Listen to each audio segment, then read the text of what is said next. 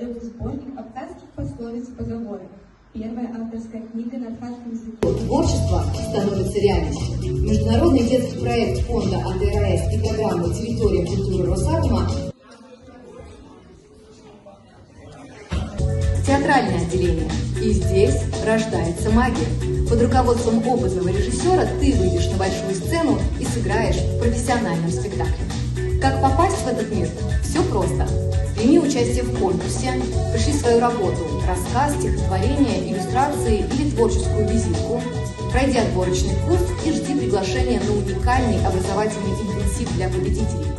Мне кажется, наши проекты как раз сейчас именно на это и нацелены. Вовремя посеять, и надеемся, что получим всходы, потому что вы точно придете в наши проекты. Я вижу вашим глазам, по вашей активности.